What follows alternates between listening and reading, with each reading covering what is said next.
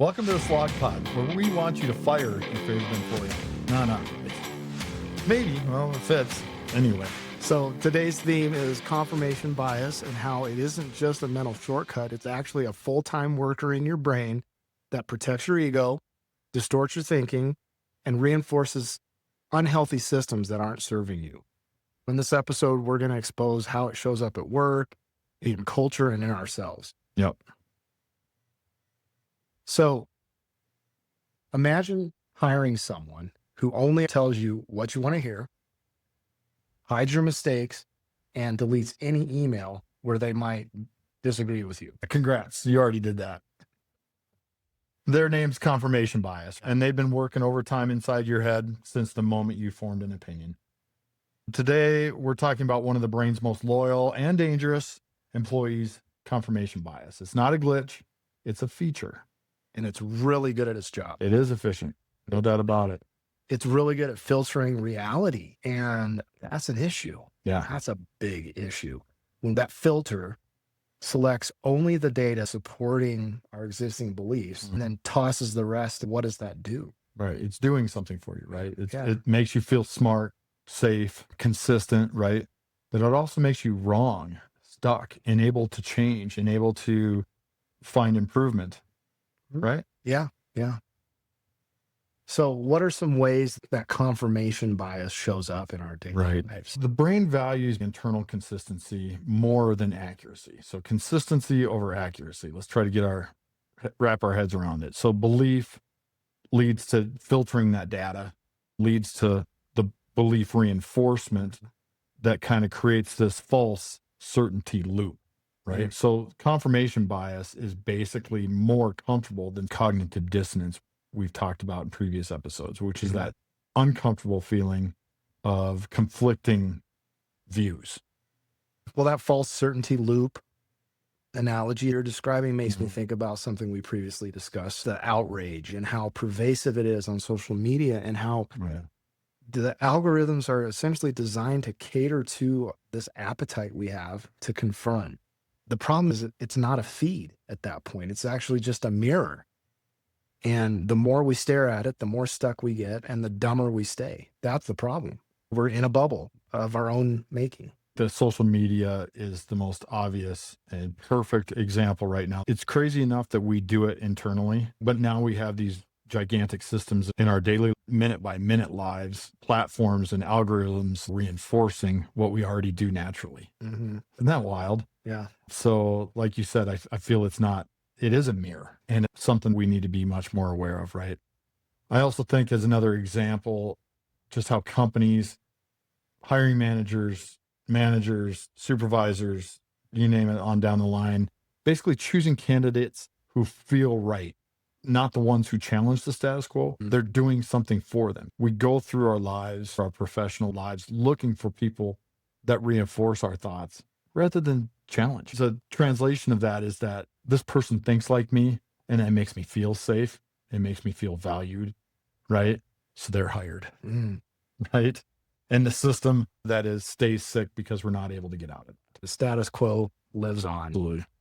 So give me an example of when you saw it in yourself and how you let it go. I'm going to go with my music choices. For the longest time, I was convinced that classic rock was the standard by which all music should be measured. I'm thinking of this as a musician. In my mind, Jimmy Page, one of the greatest guitar players of all time. His bandmate in Led Zeppelin, John Bonham, one of the greatest drummers of all time. Ask any drummer and they'll probably agree. I had this belief that no other music could ever be as good as that classic rock era. Here's how confirmation bias kicked my ass. I would just listen to classic rock. Every station on my Amazon Music app, every time I'd pull out the Bluetooth speaker, we're partying or having a good time, I'm going to the classic rock station, and that's all I'm listening to. It was actually you at some point, I don't remember when you called me out on that, and you challenged that when you were describing how much great music is being made right now and how much new music is just as good and in some cases probably even better musically and in every other way than some of that older stuff. The confirmation bias, that's a tough one. This is my genre, right? Right. This is my stuff. Did that change? How did it change? One big catalyst for that change is my daughter. She has no interest in listening to Led Zeppelin at all, even though I've tried. In my mind, my confirmation bias is saying I need her to like this music, to respect greatness, you know? So I think my daughter kind of essentially insisting that we not listen to that and listen to the music she likes helped me hear some things. And now, I mean, honestly, I'm a big fan of Charlie Puth. I like Sabrina Carpenter. I've been jamming out to her some. And it's not about comparing the genre who's great. The point is that I was stuck in this false certainty loop that I was certain classic rock was the best music and no other music was worth listening to. But I was denying myself an opportunity to hear new stuff or be inspired and entertained by newer or different music than I was used to listening to. So I think my playlists certainly look better and more diverse. That sounds like a very common rut. Yeah. That I know a think lot we've of people. all fallen. You know, I still have arguments with my dad about because he still listens to stuff from the 60s and 70s. I'll go to his house or get in his vehicle, and that's what's on. I ask him, "Can you listen? There's other stuff out there. Great music, fantastic music." I've even gotten to the point that I get mad at myself when I don't have something new. I want something new, and it's all over the place. And I love that. I also just how I look at music has changed. So I love that you brought that up, and I feel like it's a rut that so many of us fall into and end up confirming to say, this is the best. I've chosen the best. I've chosen what is the best musically, what is the most popular, the music that started it all. I can think of all of those biases that exist there. I appreciate you bringing that up because I think it exists. As we ask people to engage in the slog, it's one of those things too. And it seems a very simple one and a daily one to ask ourselves, can I listen to something different? Yeah. We've got a friend in Minnesota. He'll send me new stuff. I get off on that. He'll send me, I even recently told him, like, this is what you should be doing for a living is seeking out, because he's really good at it. Like, he seeks out new, different music, and it's awesome. When I get that text, I'm like, oh, this is going to be good. I'm probably going to want to get into this. It's not something I've heard, and it's not the same genre as before. I really appreciate that. And I love that, you know, I want to prime that even further to tell him, do this more often because it's getting me outside of my confirmation bias box. I love that. What's a specific example you can think of when you saw that bias happening in yourself? As you were talking, I was trying to come up with a good example too. And I think, and this one might be one that a lot of people deal with also, is places I've lived. I tend to move there, or I've been there, or I've decided to live in the best place. And that bias, so I'll move somewhere and then I'll find 1,000 reasons. Well, there's probably a reason I moved there, but then I get there and I reinforce it further to say, it's got the best climate. It's got access to all the things I want, from food to diversity of food, diversity of people, sports teams, music venues, all of these things that I want. So I'm telling myself over and over again that I picked the best place to live. And then I've moved someplace because maybe I need to try something a little different. And then I end up doing the exact same thing. Okay, well, this is a great school district for my kids. This offers me access to a place to ski. This offers me access to other activities that I enjoy, or it gets me away from people. So I went from the city to rural areas to back to the city to rural area, all over the place. But the bottom line is I catch myself reinforcing and confirming that bias of this is where I live. This is my identity. So I confirm it in so many different ways, just naturally. Isn't that wild how we did? It's incredible. Even where I am now and how I look at that, continue to try to think. And I've got my wife doing this too. Like, let's question it. Should we move? Do we gain anything from moving? What are these other places we would consider? Why would we consider them? Let's honestly look at that. And that's really tough to do because once you've confirmed it so far, it's really hard to get out of that and go, oh, you know what? Austin might be a good place to live. Portland might be a good place. You don't do that because you continually are telling yourself, oh, I live in the better place. So it's interesting. The theme I'm hearing here ties back to the slog, and the whole purpose of the slog is growth. Growth is healthy, and that's what we're going for here. We don't grow by being confirmed. We grow by being confronted. And sometimes we have to confront ourselves. It's hard to do that. So that begs the question, how do we fire our confirmation bias? Right? Or at least demote it. How do we do that? And it seems like we're asking, and it's tough, what would someone who disagrees with me say? Seek it out. Seek it out other opinion. and really understand that. Yeah. That's really tough to do. Yes. That is the slog, because that is really hard for me to say. Someone has this thought. I just gave the city thing, right? Why would somebody live in Chicago? Why don't they just up and go? We're living in way better places. They've got reasons. They've probably got legitimate reasons. What could those possibly be? I'm looking for disconfirming data. I'm looking for other things, as we've always done. I think we're good at this. And this is kind of why we're doing what we're doing. You and I, we're very good at calling each other out. Can I say that? The professional term would be cognitive accountability. We do that probably very easily.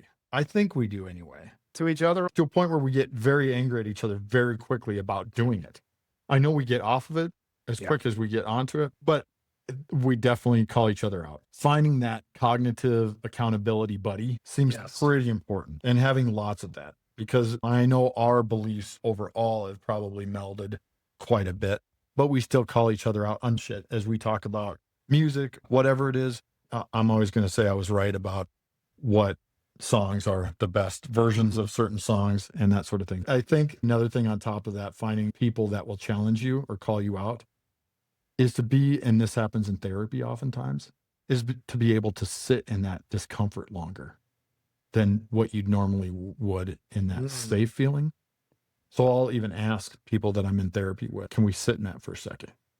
Can we really just gnaw on whatever that contradictory piece is? Can we sit in it? And that actually, it's interesting what happens when you do that. Because all of a sudden that starts molding around you, that belief, those contradictory ideas to yours. If you give it more than a second, it's amazing how that starts to seep into you. And I think that that's good. Well, and it's almost as if you're asking people and yourself to sit in the discomfort longer. I think we all recognize when discomfort's happening because we're being confronted or challenged. But we go back to that almost an instinctive way of getting out of that discomfort as quickly and easily as possible. Our best employee, confirmation bias, is really good at that. And the longer part is what sticks out to me, because you have to sit in it long enough for it to start folding around you and seeping in and taking root, versus just running away from it or repelling it immediately, because that feels safer. Yeah, I love that. I love that.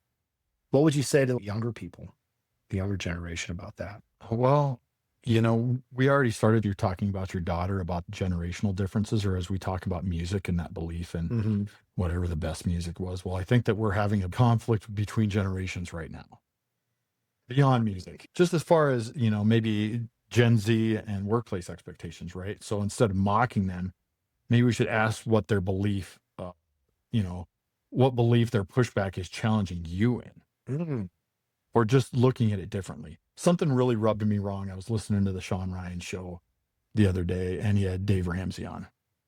Dave Ramsey was talking about how he hated people that would talk crap about whatever company. And he's like, the door's open, just come and tell me.